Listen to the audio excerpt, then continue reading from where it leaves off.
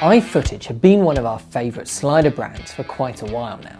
Their Shark S1 slider has been on the market for years and is still one of the best simple medium-sized sliders that we sell.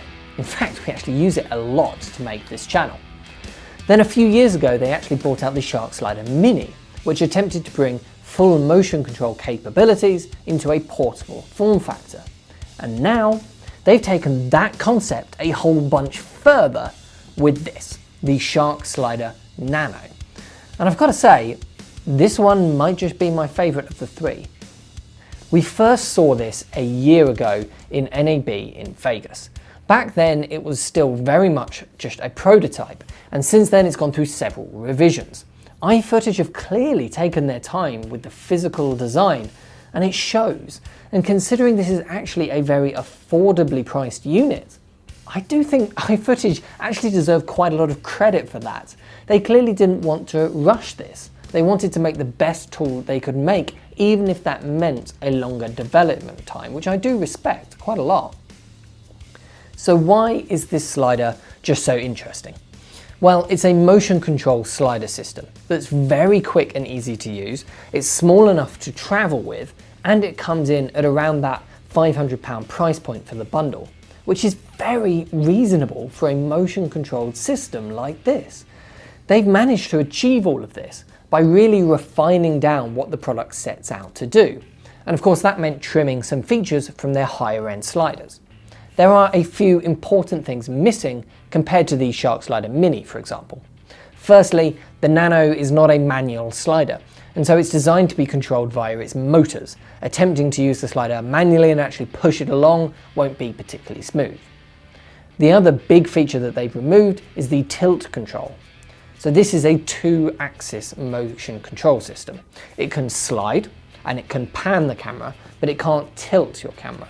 And this is probably the biggest compromise, compared to their other sliders anyway. But it's one that I'm actually very happy that iFootage have made in order to keep the size and cost down. If you think about how often actually you tilt the camera during a slider shot, it's not very often.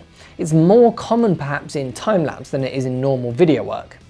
So take the classic interview close-up, for example, that slowly moves on a loop, probably the most important shot for any motion control slider to get right.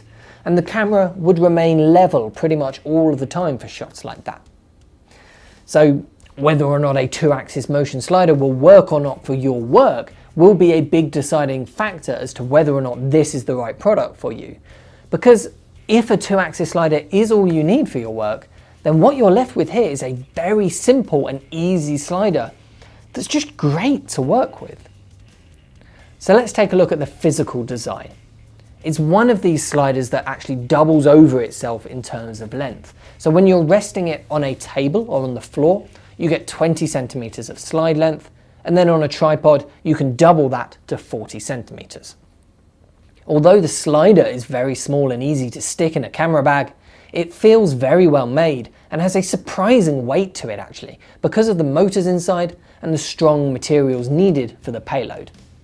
It weighs 2.15 kilograms and it can support weights of up to 3.5 kilos on a desk or 2.5 on a tripod. And it can actually slide vertically as well if you want it to. It's got a mounting point here on the end. And when vertical, iFootage say it can handle 2 kilograms. But remember to include the weight of the L bracket and any tripod head you want to use in those weight measurements. The central carriage is the most unique and innovative part of this slider because it actually has the pan axis built into it. This circle here is the motorized pan unit, so it rotates to pan the camera, a bit like a mini turntable if you like. This means you can just screw a normal manual flat-based head onto it, and that's all you need to do for motorized pan moves. In fact, you can actually not even use one of these and mount the camera directly onto the slider if you want to, and still be able to do those motorized pans. We're using their Komodo K5 head as it's the perfect size for this carriage on the top. This lock here helps you get the tripod head tight and secure when you're screwing it on, and then you're good to go. You don't have to use a motorized pan and tilt head like on their other sliders. This is the feature that makes this slider so special. It's a motorized slider that you can just simply place between your tripod legs and your tripod head. It's just so simple. And that's because they built this pan axis into the slider carriage itself. I think it's very clever. Plus, if you want to make this even easier and avoid actually screwing the slider and the head on normally, they make these little quick release systems called the C-Stars, which make it much faster and easier to add the slider into your tripod in between the legs and the head. These red wheels here, by the way, are to tighten the carriage mechanisms if they get loose over time or after traveling. On the left-hand side are the controls, and I'll walk you through the UI in a minute. But it's an IPS touchscreen with 2 physical multifunction buttons underneath it. For power, there are several options: Sony MPF batteries or the USB-C port on the side. And this means with a USB power bank, you can extend your runtime or you can hot swap batteries without turning the slider off. Plus, of course, you can connect it to mains power with this.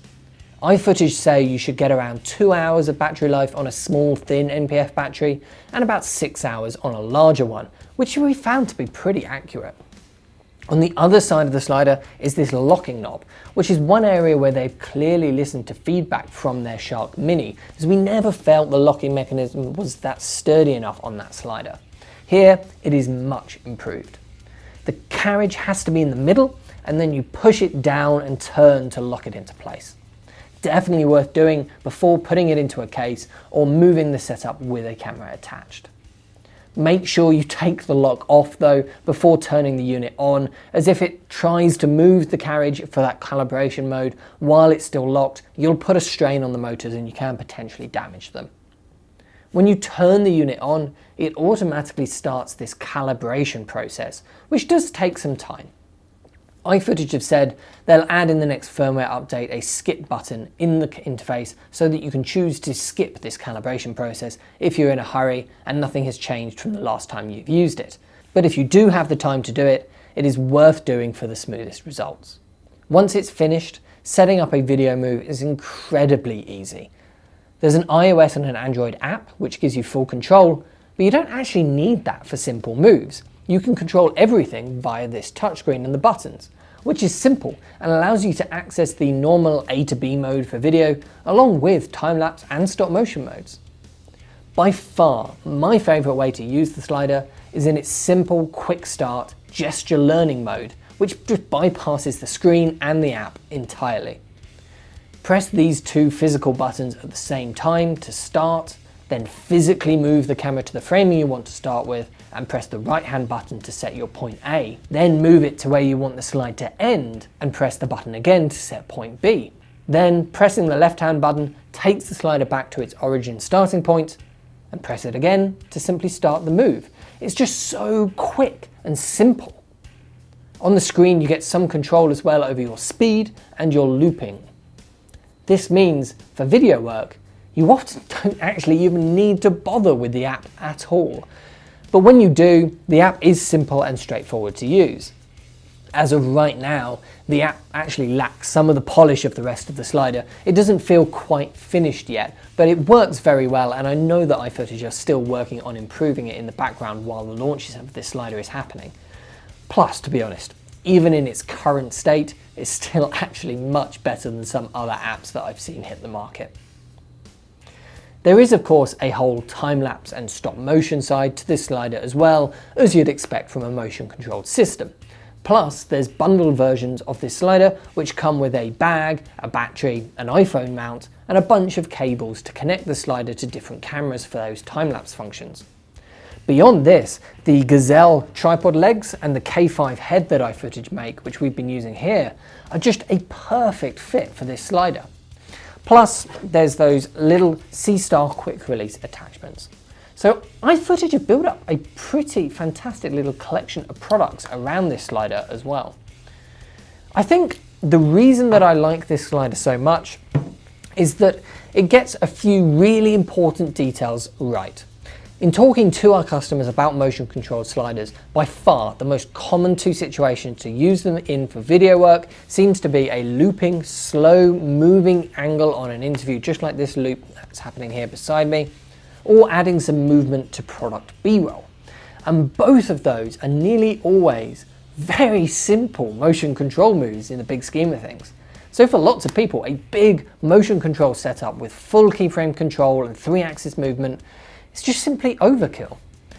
This is a tiny slider which does most of what people need and is very quiet, very simple, and very quick to set up. And I think it's going to be a great choice for a lot of people. If you want to buy one of these for yourself, then head over to proav.co.uk or of course just talk to our sales team. Thanks so much for watching, and I'll see you in the next one.